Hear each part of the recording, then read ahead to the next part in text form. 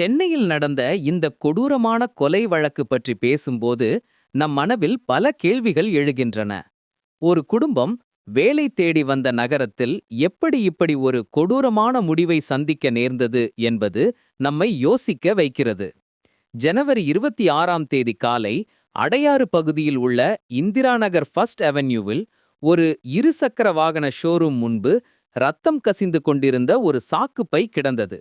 அதை பார்த்த பொதுமக்கள் உடனே போலீஸ் கண்ட்ரோல் ரூமுக்கு தகவல் கொடுத்தார்கள். போலீஸ் வந்து பார்த்தபோது அந்த சாக்குப்பையில் ஒரு 24 வயது இளைஞனின் உடல் இருந்தது. அவனுடைய முகத்தில் பல காயங்கள் இருந்தன, கைகள் பின்னால் கட்டப்பட்டிருந்தன. இந்த வழக்கை விசாரிக்க ஆரம்பித்த போலீஸ் சிசிடிவி ஃபுட்டேஜை பார்த்தார்கள். அதில் 2 பேர் ஒரு 2 வீலரில் அந்த சாக்குப்பையை கொண்டு வந்து டம்ப் செய்வது தெரிந்தது. மரணமடைந்தவனின் பாக்கெட்டில் இருந்த ஃபோன் நம்பர்ஸ் மூலம் அவனை ஐடென்டிஃபை செய்தார்கள். அவன் பெயர் கௌரவ் குமார், பீகார் மாநிலம் நாலந்தா டிஸ்ட்ரிக்டை சேர்ந்தவன். கௌரவ் குமார் கடந்த 2 வருடங்களாக ஸ்ரீபெரும்புதூர் பகுதியில் ஒரு பிரைவேட் கம்பெனியில் செக்யூரிட்டி கார்டாக வேலை செய்து வந்தான்.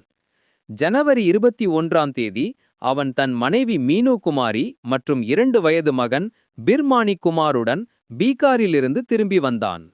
அவர்கள் சென்னையில் வேலை தேடுவதற்காக வந்திருந்தார்கள். தன் ஹோம் டவுன் கான்டாக்ட்ஸ் மூலம் கௌரவ் குமார் கிருஷ்ணா பிரசாத் என்ற 60 வயது நபரை அணுகினான். கிருஷ்ணா பிரசாத் கூட பீகாரை சேர்ந்தவர். தாராமணி பகுதியில் செக்யூரிட்டி கார்டாக வேலை செய்து வந்தார். அவர் கௌரவ் குமாரை பல பீகார் நண்பர்களுக்கு அறிமுகப்படுத்தினார். அவர்கள் எல்லாரும் நியர்பை பில்டிங்ஸில் செக்யூரிட்டி கார்ட்ஸராக வேலை செய்து வந்தார்கள். கௌரவ் குமாரும் அவனுடைய குடும்பமும் கிருஷ்ணா பிரசாத்தின் வீட்டிலும் மற்ற மைக்ரண்ட் ஒர்க்கர்ஸ் இருக்கும் இடங்களிலும் தங்கியிருந்தார்கள். அவன் வேலை தேடிக் கொண்டிருந்தான். ஜனவரி 25ஆம் தேதி இரவு கௌரவ் குமார் சிகந்தர் என்ற 33 வயது செக்யூரிட்டி கார்டும் அவனுடைய 4 நண்பர்களும் சேர்ந்து மது அருந்திக் கொண்டிருந்தார்கள்.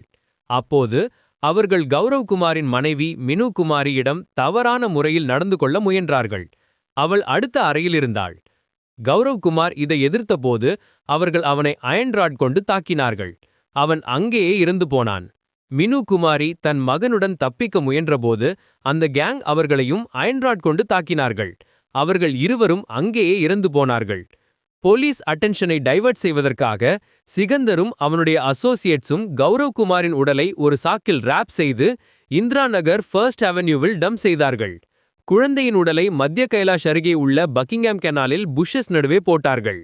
மினு குமாரியின் உடலை ஒரு சாக்கில் ராப் செய்து இந்திரா நகர் MRTS ஸ்டேஷன் அருகே உள்ள கார்பேஜ் பின்னில் போட்டார்கள். போலீஸ் இன்வெஸ்டிகேஷன் தீவிரமாக நடந்தது.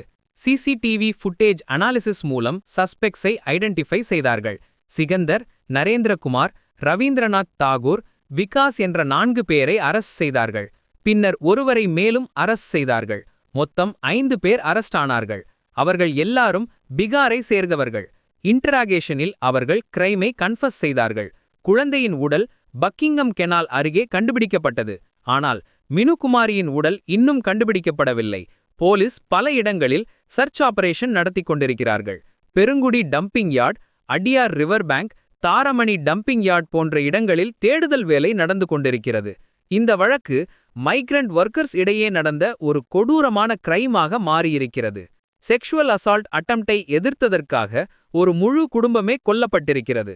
இந்த வழக்கு தமிழ்நாட்டில் லா அண்ட் ஆர்டர் சிச்சுவேஷன் பற்றி பல கேள்விகளை எழுப்பியிருக்கிறது. இன்வெஸ்டிகேஷன் இன்னும் தொடர்ந்து கொண்டிருக்கிறது.